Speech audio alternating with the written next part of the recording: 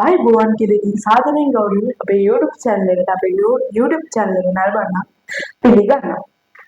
ඉතින් අද දවසේ ඕගොල්ලෝ හිතාගෙන ඇති අපි ඉතිහාසය පිළිබඳව වීඩියෝ එකක් තමයි කරන්න යන්නේ කියලා. මොකද සාලීස අපිත් එක්ක වැදලා ඉන්නවා නම් අනිවාර්යයෙන්ම ඉතිහාසය පිළිබඳව වැඩසටහනක් තමයි අපේ YouTube channel එකෙන් ඕගොල්ලන්ට ගේන්න සූදානම් වෙලා ඉන්නේ. අපි අද ඕගොල්ලන්ට ගේන්න සූදානම් වෙලා ඉන්න වැඩසටහනක් තමයි ලංකාරාම චෛත්‍ය පිළිබඳව ඕගොල්ලන්ට ඉතිහාසය දැනුම්. ඉතින් වෙනදාම අපේ channel එකට සහභාගී වෙන වෙනත් වැඩසටහන් වලට සහභාගී වෙන අපේ සාලිය ගුරුතුමා පැමිණ සිටිනවා ලංකාරාම චෛත්‍ය පිළිබඳව අපිට කෙටි විස්තරයක් කරන්න. ඉතින් මුලින්ම අපි සාලිය ගුරුතුමාව සාදරයෙන් ගෞරවයෙන් පිළිගන්නවා. සර් අපිට කියන්නකෝ මේ ලංකාරාම චෛත්‍ය කුමන සියවසේද ආරම්භ වෙන්නේ කුමන රජුද මේක හදන්නේ කියලා අපිට පොඩ්ඩක් පැහැදිලි කරන්න. සනාෂ් මේ ප්‍රශ්නේ වැදගත්. ඒ වගේම මම මේ ප්‍රශ්නෙට කෙටියෙන් පිළිතුරුම දෙන්නම්. ක්‍රිස්තු පූර්ව පළවන සියවසේ වළගම්බ රජතුමා කාලේ තමයි ලංකාරාම චෛත්‍ය ඉදි කෙරෙන්නේ. දැන් සර් මේ ලංකාරාම චෛත්‍ය දැන් හදනකොට ඒ හා සම්බන්ධ කතා පුවත් එහෙම අපිට දැනගන්න තිබෙනවා. තියෙනවා. අනිවාර්යයෙන්ම තියෙනවා සනාෂ්. ඒ ගැන අපි දැනුවත් කරන්න ඕනේ. මොකද පාසල් වල දහම් පාසල් වල සහ වෙනත් පිරිස් අනුරාධපුරේ යන වන්දනාමාන කිරීම සඳහා ආමස්ථාන වන්දනාමාන කිරීම සඳහා යනවා. ඒතර යනකොට මේකට යන්න තියෙන්නේ සනක් අපි එතන කතාව මුලින්ම කියමු ළමයින්ට ඒක පැහැදිලි වෙන්න ඕන හින්දා අපිට පුළුවන් අනුරාධපුර ගියහම තූපාරාමයට යන්න. මේ යන්න මාර්ගය තියෙනවා ලබන කරලා ඒ ගියාම ආගන්න පුළුවන් මමත් යන්න පුළුවන්. තූපාරාමයේ දවසනස් මේ ලංකාරාමයට තියෙන කිලෝමීටර එකක් වගේ සාමාන්‍යයෙන් පොඩි දුර ප්‍රමාණයක් තමයි තියෙන්නේ. සනස් දැන් මම කියවනේ මේ වළගම්බ රජතුමා තමයි ලංකාරාම ඉදි කරන්න කියලා. එතකොට මේ හා සම්බන්ධ වුණු කතා පුවත් රාශියක් තියෙනවා. වළගම්බ රජතුමා කියන්නේ ලක් ඉතිහාසයේ දේවතාවක් බලයට පත් වුණු ප්‍රථම රජතුමා. දේවතාවක් බලයට පත් වෙන ප්‍රථම රජතුමා. එතකොට මෙයා රජ වුණාට පස්සේ මෙයාට අභියෝග කිහිපයක් එල්ල වෙනවා. උතුරින් සොලින්ගේ ආක්‍රමණයක් එල්ල වෙනවා. සඳරවිඩයන් ඊළඟට තීය බ්‍රාහ්මණ කැරැල්ලක් එල්ල වෙනවා. ඔය අතරතුරේදී ගිරිනිගන්ටයාගේ අභියෝගයක් එල්ල වෙනවා.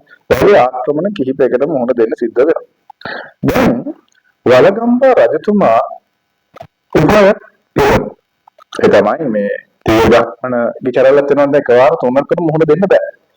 එතකොට වළගම්බ කියනවා තීය බ්‍රාහ්මණට සොලින් එක පෙරලිලා ආවොත් මම උඹ රජකම දෙන්න. ඉතිහාස කතා පුවත් වල සඳහන්. ඒතර තීය බ්‍රාහ්මණව සොලින් එක ඉල්ල කරා. යනකොට මොකක් වෙනවද? සොලින් අතින් තීය බ්‍රාහ්මණ මැරුම් කා. ඊට පස්සේ වළගම්බ රජතුමාට සොලින් එක්ක යුද්ධ කරන්න තරම් ශක්තියක් නැහැ. එහෙනම් වළගම්බ රජතුමා බිරින්දෑවරුත් එක්ක පලා යනවා. යනකොට මේ ගිරිනිගන්ටය මොකක්ද දන්නවද කරන්නේ? ගිරිනිගන්ටාරාමේ ඉඳගෙන මහා කළු සිංහල පලා යනවා කියලා අර සොලින්ට අසු කරලා දෙන්න කෑ ගහනවා. ඉතින් මේ අවස්ථාවේදී වළගම්බ රජතුමා තිරාදිටනක් කරගත්තලු. දවසක නැවත මම රජ වුණොත් මේ නිගන්ටාරාමේ කඩලා බිඳ දානවා කියන එක හිතේ ඇති කරගෙන තමයි යන්නේ. මේ යනකොට රජතුමා යන්නේ බිරින්දෑවරු දෙන්නෙක් එක අතර ඉන්න සෝමාදේවි. ඒතර සෝමාදේවියත් ගොඩක් අය පටල ගන්නවා පුතේ සෝමාවතී බිසවත් එක්ක. සෝමාදේවියනේ අනුරාධපුරේ වළගම්බ රජතුමා කාලේ බිරිඳ විදිහට. ඒතර සෝමාවතී ඉන්නේ පොළොන්නරුවේ.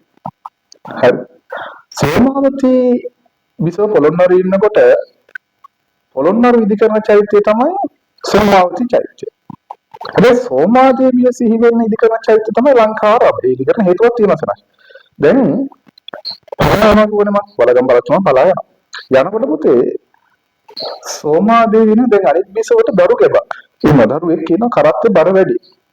එහින්ද සෝමාවතී බිසව නිර්භීත තීරණයක් ගන්නවා ලංකාව වෙනුවෙන් වළගම්බ රජතුමා වෙන මේ රාජ්‍ය වෙනුවෙන් බුද්ධාගම වෙනුවෙන් અભීත තීරණයක් ගන්නවා. හින්දා මේ සෝමාදේවියගේ නම ඉතිහාසය තුළ රන් අකුරින් ලියවිලා තියෙන නමක්. ගතට ගරු කරනවා. නොදන්න පිරිස් දන්නේ නැහැ. ඒ ගැන දන්න මිනිස්සු මේ සෝමාදේවියට ඉතාමත් ගෞරව කරනවා. ඒතර සෝමාදේවිය මොකක්ද කරන්නේ? කරත්තේ බර අඩු කරගන්න ඕනේ හින්දා කරත්තෙන් පයින්නවා. පයින්නාට පස්සේ කරත්තේ බර අඩු වෙනවා. රජතුමා පලා යනවා. යනකොට අර ආපු සොලින්ගේ එක්කෙනෙක් මොකක් කරනවද? අර සෝමාදේවිය අරගෙන යනවා ඉන්දියාවේ සොලි රජතුමාට ගිහිල්ලා දෙනවා. ඒතකොට විශේෂත්වයක් තියෙනවා. දැන් අර සෝමාදේවිය පැන්න තැන තමයි ඉදි කරන්නේ ලංකාරාමය. හරිද?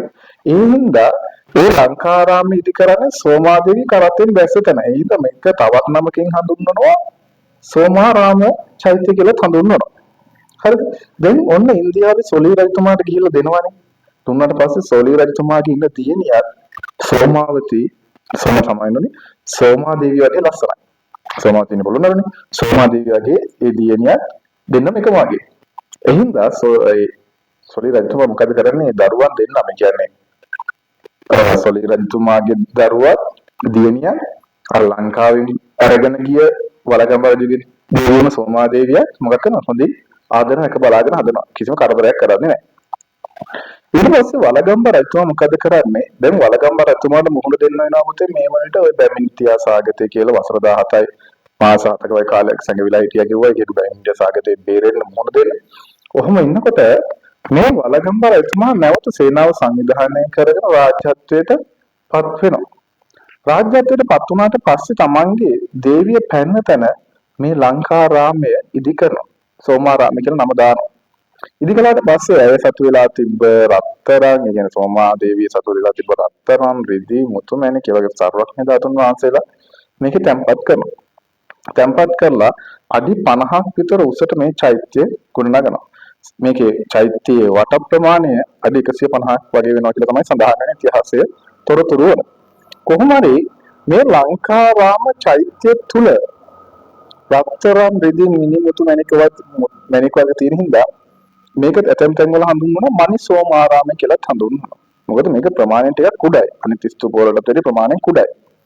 ඒ වගේම තමයි ඇතැම් තැනක කතා පුවතක සඳහන් වෙනවා සෙනාෂ් මේ ලංකාරාමයේ ගොඩනගනකොට ජේතවනාරාමයේ තැන්පත් කිරීමට බුදුහාමුදුරුවෝ පටිධාතුන් වහන්සේ රැගෙන ගියා කියලා යසල.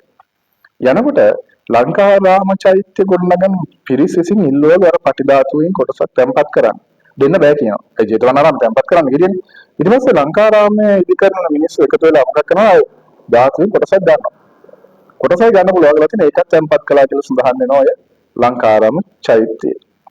ඊට පස්සේ ඉදි කළාට පස්සේ මේ චෛත්‍ය මොකක් වෙනවද? තව ප්‍රතිසංස්කරණ කරනවා. කියන්නේ මේකට වහලයකුත් සෙවිල්ලනවා. වට දාගයක් සකස් කරනවා. කියන්නේ චෛත්‍යයක් අවුෙන් වැස්සෙන් ඒ වන්දනාමාන කරන මිනිස්සුන්ට පහසුවෙන් වන්දනාමාන කිරීම සඳහා ඒ චෛත්‍ය මුල් කරගෙන වටේ ඉදි කරනවා වට දාගයක්. ඒකේ චෛත්‍යගරයක් ඉදි කරනවා. ඒ චෛත්‍යගරයක් ඉදි කරපු බවට සාක්ෂි සාධක හම්බ වෙනවා. හරිද? එතකොට තූපාර අපිට හම්බ වෙනවා තූපාරාමයේ චෛත්‍යගරයක් ඉදි කරලා තියෙනවා. ඒ වගේම අපිට දැන් හම්බ වෙනවා ලංකාරාමයේ චෛත්‍යගරයක් ඉදි කරලා තියෙනවා කියන එක. හරිද?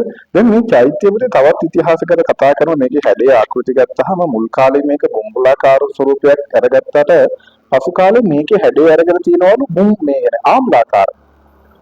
මොකද දැන් ලංකාවේ හමු වෙන එකම ස්තූපයකට පිළිගන්නේ මම දන්න විදිහට මේ ලංකාරාම චෛත්‍ය ආම්ලාකාර කියන එල්ලි ගෙඩියක හැඩයක ස්වරූපය ගන්න. ඉතිහාස කරන දරුවන්ට ඉතිහාස බුද්ධාගමකට දරුවන්ට මේක දැක්කේ. බොම්බුලාකාර හැඩෙන් තිබ්බ පසු කාලයක ප්‍රතිසංස්කරණ ලක් වෙලා ඒක ආම්ලාකාර හැඩයකින් අරගෙන තියෙනවා. ඉතින් මෙන්න මේ වගේ ලංකාරාමයේ ඉතිහාසය තුළදී හමු වන වැදගත් චෛත්‍යයක්. ඒතකොට ලංකාරාමය හඳුන්වන සෙනාෂ් කතා කළ විදිහට සෝමාරාම චෛත්‍ය, මණිසෝමාරාමය, ලංකාරාමය. ඔය වගේ නම් වලින් මේ ස්තූපේ හඳුන්වනවා. ඊට පස්සේ සෙනාෂ් ඔතනට ගියාම අපිට බලන්න පුළුවන් වෙන්නේ ලංකාරාම විතරක් නෙමෙයි. අපේ ඉතිහාසය ගැන කියාපාන විවිධ තොරතුරු රාශියක් හම්බ වෙනවා. කැටයම් කලාව කොහොමද ඔය විවිධ දේවල් මූර්ති ඊට පස්සේ අපිට එතනින් එහාට ගියාට පස්සේ හම්බ වෙනා මුතේ දකුණු ආසියාවේ විශාලතම පොකුණව නැත් පොකුණ හම්බ වෙනවා. ගොඩක් අය ලංකාරාමයට ගියාම ඇත් පොකුණ බලන්න යන්නේ නැහැනේ. අපි කියනවා ලංකාරාමයට ඔබ ගියොත් එතනින් එහා තමයි චුට්ටක් එතන ඉන්න කට්ටියනුත් අහනවා පළවෙනි වතාවට යන්න ඇත් පොකුණට යන ආරෝපණය ගිහිල්ලා බලන්න. ඒ වගේ සුවිශාල දැවැන්ත නිර්මාණ පුතේ හෙළයාගේ විශිෂ්ටත්වය කියපහා හරි අපි කියන්නේ නිතරම මේ channel එක කියන අපි කියන අනුරාධපුරයට ගියොත් මේ අනුරාධපුරයේ නිකම් බලලා වැඳලා එන්න විතරක් නෙමෙයි මේ ඉතිහාසගත තොරතුරු හොයන්න මේ දැවැන්ත නිර්මාණ ගැන බලන්න තේරෙනවද ඒවා කඩා බින්දා විනාශ කරන්න යන්න හොඳ නැහැ ඒ වගේම බුදුහාමුදුරුවන්ගේ ධාතුන් වහන්සේලා තැන්පත් කරමු උතුම් මටමස්ථාන වලින් වැදගත් චෛත්‍යකුත් තමයි මේ ලංකාරාමයේ කියන්නේ ඉතින් ඔය වගේ වැදගත්කමකින් යුක්ත ස්ථානය තමයි සෙනාජ් ලංකාරාමය කියන්නේ මම හිතනවා මගේ දුන්න පිළිතුර මේක පැහැදිලි ඇති කියලා. ඔව් සර් ඉතින් අපිට නිවැරදිව ලංකාරාමයේ අතීත කතා පුවත සහ ඒ සම්බන්ධව තියෙන කතා පුවත් අපිට මේ වීඩියෝ එක තුලින් ඕගලන්ට පැහැදිලි කරලා දුන්නා. ඉතින් අද මේ වීඩියෝ එකට සාලි පුතුමා සම්බන්ධ වුණාට බොහොම ස්තුතියි වන්දු වෙන්න ඕනේ. මොකද අපේ channel එකෙන් ඕගොල්ලන්ට ලබා දෙන ඉතිහාසය පිළිබඳව තොරතුරු සහ වැඩසටහන් වෙන වෙන විදිහේ වැඩසටහන් අපි ඕගොල්ලන්ට ලබා දෙනවා. ඉතින් අද දවසේ වීඩියෝ එක අවසන් කරන්න තමයි අපි සූදානම් වෙලා ඉන්නේ. එහෙනම් ඕගොල්ලන්ට අපි මුලින්ම මතක් කළා වගේ අපේ channel එක ඕගොල්ලෝ අද නම් නරඹන්නේ subscribe කරලා like එකක් comment එකක් දාගෙන යන ගමන් අපේ channel එකේ ඕගොල්ලෝ පහු වෙච්ච වීඩියෝ තියෙනවා නම් ඒවත් නරඹලා ඉතිහාසය පිළිබඳව නව දැනුම සපයා ගන්න කියලා ඒ මතක් කිරීමත් සමගින්ම අපේ YouTube channel එකේ අද වීඩියෝ එක අවසන් කරනවා. ආයිබෝවන්.